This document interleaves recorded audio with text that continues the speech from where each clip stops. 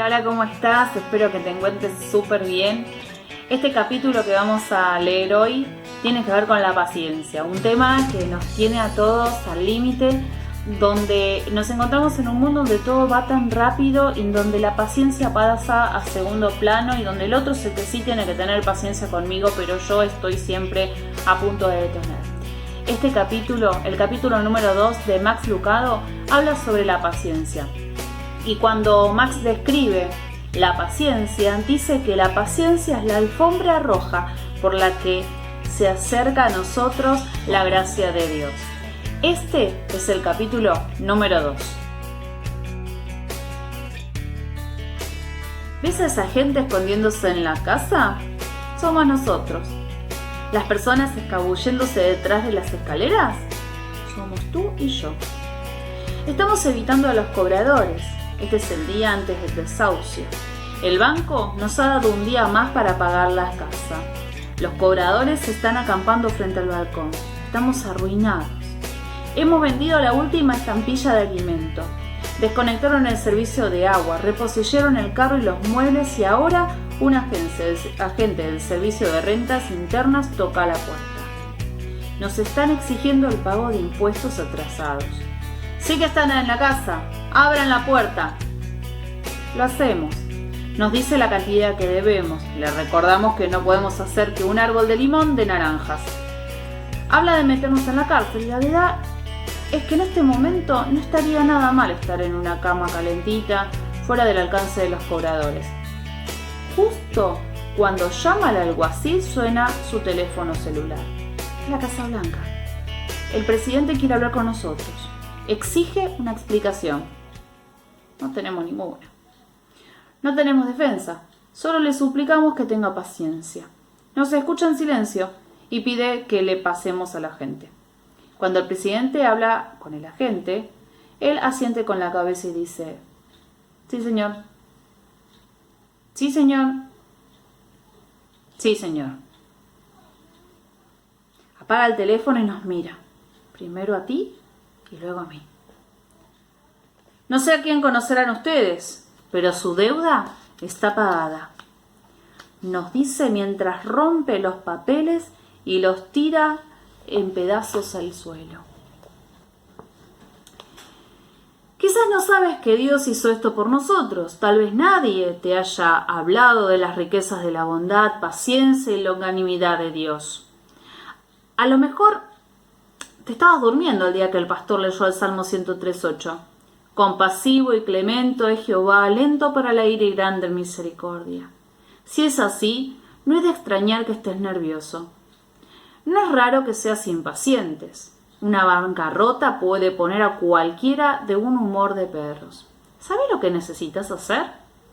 Sal al balcón, párate donde estaba el agente de rentas internas y échale un vistazo a esos papeles, a esos trozos rotos esparcidos por el césped.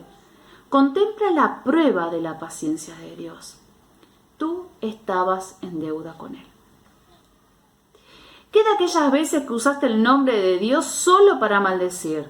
Dios pudo haberte gritado, pero no lo hizo. Fue paciente. ¿Qué de esas miles de puestas del sol por las que nunca le diste las gracias? Él pudo haberlas racionado, pero no lo hizo.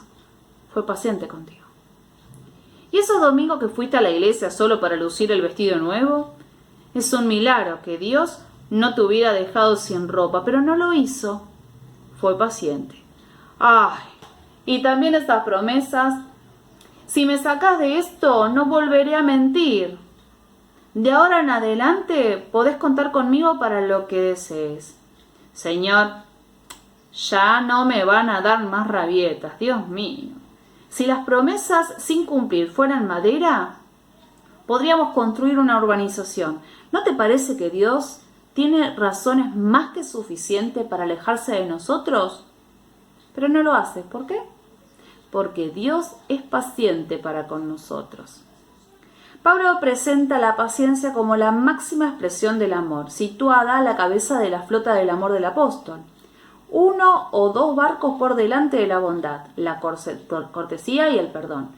Se encuentra el buque insignia llamado paciencia.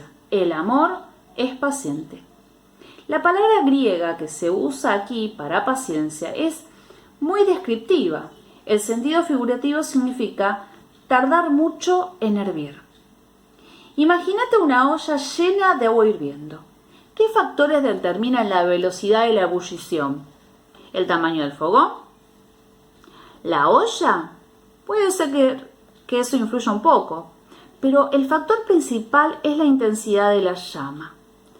El agua hierve rápidamente si la llama es fuerte, hierve despacio si la llama es floja. La paciencia mantiene baja la llama. ¿No te parece una buena explicación? La paciencia no es ingenua, no ignora mi mal comportamiento, solo mantiene la llama baja, espera, escucha, tarda en hervir. Esta es la forma en que Dios nos trata, y Jesús así es como debemos tratar a otros. Una vez contó una parábola acerca de un rey que decide arreglar cuentas con sus deudores. Su contable le presenta a un tipo que le debe no miles ni cientos de miles, sino millones de dólares. El rey declara sin rodeos que el hombre, su esposa y sus hijos deben ser vendidos para pagar la deuda. Debido a su incapacidad para pagar, este hombre está a punto de perderlo todo y a cada uno de sus seres queridos. No es de extrañar que aquel siervo postrado le suplica diciendo: Señor, ten paciencia conmigo, y yo te lo pagaré todo. El señor de aquel siervo, movido a misericordia, le soltó y le perdonó la deuda. La palabra paciencia hace una aparición sorpresiva aquí. El deudor no pide misericordia ni perdón, sino paciencia. Igualmente curiosa es esta aparición singular de la palabra. Jesús la usa 2 veces en esta historia y ya nunca más. No vuelve a aparecer en los evangelios. Quizás este uso tan escaso sea equivalente a un marcador fluorescente del siglo I. Jesús se reserva la palabra para una sola ocasión para explicarle algo concreto. La paciencia es algo más que una virtud que usamos cuando nos toca hacer cola o esperar algo durante mucho tiempo. La paciencia es la alfombra roja por la que se acerca a nosotros la gracia de Dios. De no haber existido la paciencia, no habría misericordia.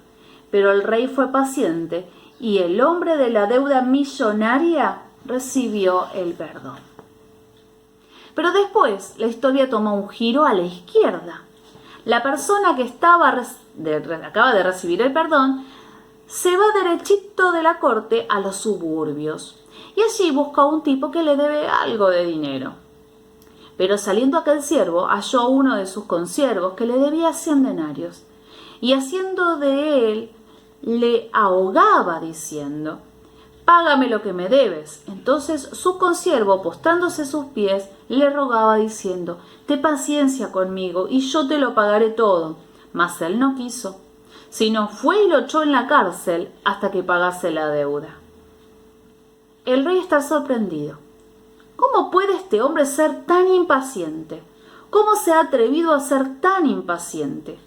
La tinta del sello de pagado en la factura del nombre todavía está fresca. ¿Acaso no esperaría de él un gesto caritativo tipo Madre Teresa?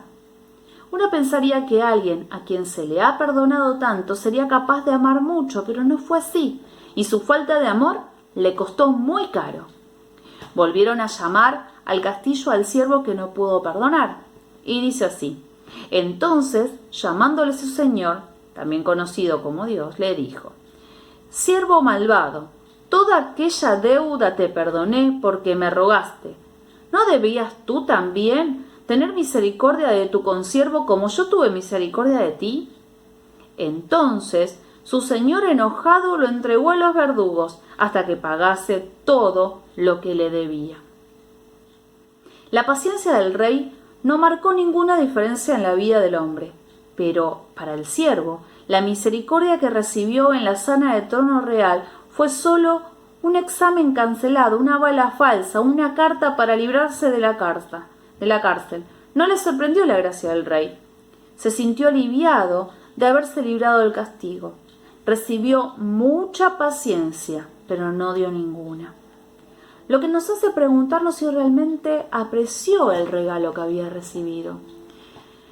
Si te resulta difícil tener paciencia, quizás debas hacerte las mismas preguntas. ¿Hasta qué punto estás familiarizado con la paciencia de Dios? ¿Has oído hablar de ella? ¿Has leído de ella? Quizás hasta hayas subrayado pasajes de la Biblia que hablen del tema, pero ¿la has recibido? La prueba está en tu paciencia. La paciencia recibida de forma significativa resulta en paciencia ejercida sin restricciones. Pero la paciencia que nunca se recibió trae como resultados un montón de problemas, incluyendo la cárcel. ¿Recuerdas a dónde envió el rey al siervo no perdonador? Entonces su señor, enojado, le entregó a los verdugos hasta que pagase todo lo que le debía. Suspiramos aliviados. Qué bueno que esta historia es solo una parábola. Qué bueno que en la vida real Dios no encarcele a quienes somos impacientes. No estés tan seguro de eso.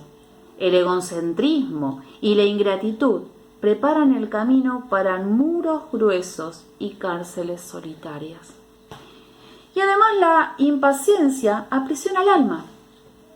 Por esta razón nuestro Dios nos ayuda rápidamente a evitar esto.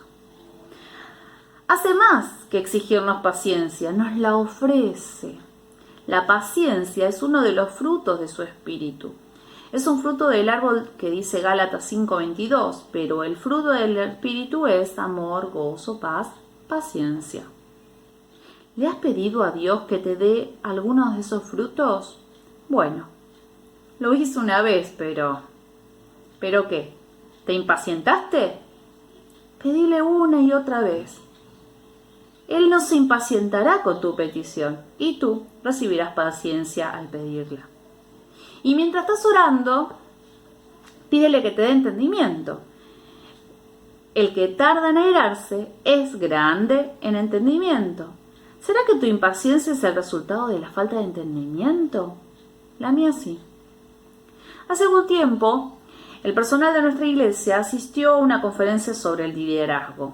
Como tenía interés en una clase en particular, llegué temprano y me senté en la primera fila. Pero cuando el orador empezó su exposición, me distrajo el ruido de dos personas hablando en la parte de atrás del salón. Dos hombres estaban hablando en voz baja.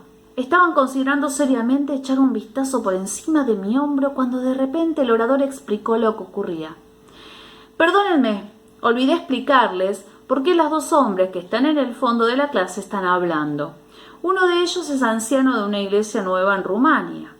Ha venido hasta aquí para aprender sobre el liderazgo en la iglesia, pero no habla inglés, así que le están traduciendo la charla. De repente todo cambió. La paciencia sustituyó a la impaciencia. ¿Por qué? Porque la paciencia siempre va unida al entendimiento. El hombre sabio dice: el que carece de entendimiento menosprecia a su prójimo, mas el hombre prudente calla. También dice: el que ahorra sus palabras tiene sabiduría. No olvides la lección ni la relación entre entendimiento y paciencia. Antes de estallar, escucha. Antes de atacar, infórmate.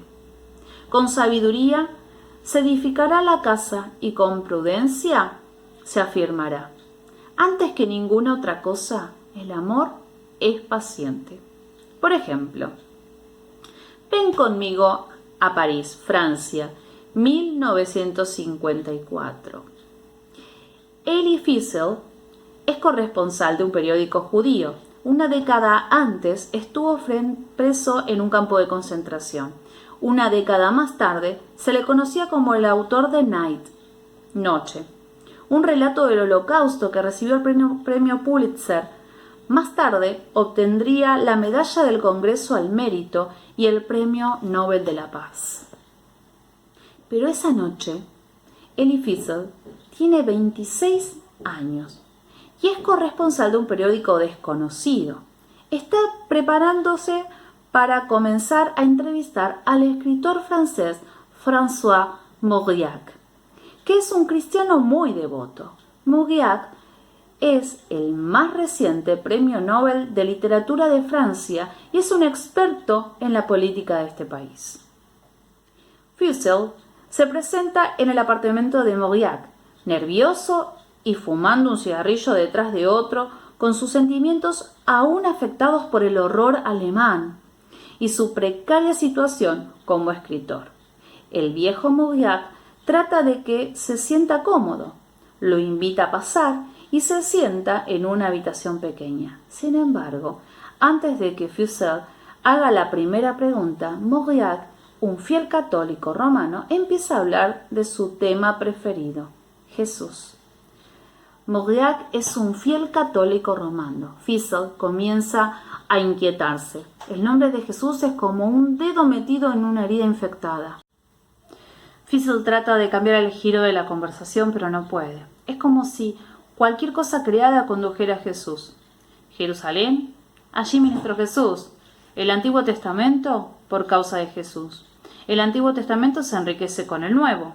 Mauriac vuelve cualquier tema hacia el Mesías. Fussell comienza a enojarse. El cristianismo antisemita en el que creció, las capas de dolor, Auschwitz, todo le hierve en la mente. Suelta el bolígrafo, cierra el cuaderno, se levanta enojado y le dice a Mauriac: Señor, usted habla del Cristo. A los cristianos les encanta hablar de Él, la pasión de Cristo, la agonía de Cristo, la muerte de Cristo. En la religión de ustedes es lo único de que hablan. Pues bien, quiero que sepa que hace 10 años, no muy lejos de aquí, conocí a niños judíos que sufrieron 1000 veces más, 6 millones de veces más que Cristo en la cruz. Y no hablamos de ello. ¿Lo entiende, Señor? No hablamos de ello. Mauriac está sorprendido. Fussell se da vuelta y se dirige hacia la puerta. Mauriac sigue sentado, todavía sorprendido, envuelto en una manta de lana. El joven reportero ya está apretando el botón del ascensor cuando Mauriac aparece en el pasillo. Toma suavemente a Fussell por el brazo. Vuelva, por favor, le suplica. Fussell accede y los dos se sientan en el sofá. Mauriac comienza a llorar. Mira a Fussell, pero no dice nada, solo llora. Fussell comienza a disculparse. Mauriac le corta en seco y le pide a su joven amigo que hable. Quiero oír hablar del tema. Los campos de concentración, los trenes, la muerte. Le pregunta a Fussell por qué no ha escrito nada sobre esto. Fussell le dice que el dolor es demasiado fuerte. Ha hecho un voto de silencio. El anciano le dice que lo rompa y que hable de la experiencia. Aquella velada los cambia a ambos. El drama se convirtió en el terreno para una amistad que duraría toda la vida. Se escribieron cartas acerca hasta que Mauriac murió en 1970. Le debo mi carrera a François Mauriac, dijo Fussell. Y fue a Mauriac a quien le envió el primer manuscrito de Night. ¿Qué habría pasado si Mauriac hubiera dejado la puerta cerrada? ¿Alguien le hubiera echado la culpa? Pudo haber perdido la paciencia ante las palabras cortantes de Fussell y haberse alegrado al librarse de él, pero no lo hizo. Reaccionó de forma decisiva, rápida y amable. Fue lento en hervir y por esta razón se comenzó a sanar un corazón. ¿Te puedo instar a hacer lo mismo? Dios es paciente para con nosotros. Y si Dios es paciente contigo, ¿no le podrías pasar a otro algo de paciencia? Claro que puedes, porque antes de ser cualquier otra cosa, el amor es paciente.